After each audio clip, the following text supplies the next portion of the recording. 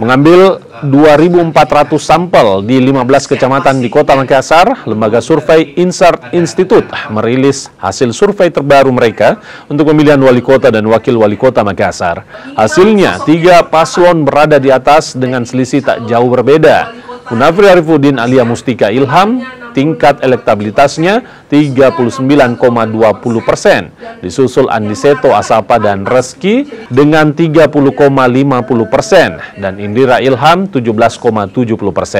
Sementara itu pasangan Amri Rahman berada di posisi keempat dengan tingkat elektabilitas 4%. Sedangkan untuk pemilih Andiseto dan Kiki Reski itu tetap akan sama pilihannya 84,5% dan kemungkinan berubah 13,9% dan yang tidak tahu 1,6%.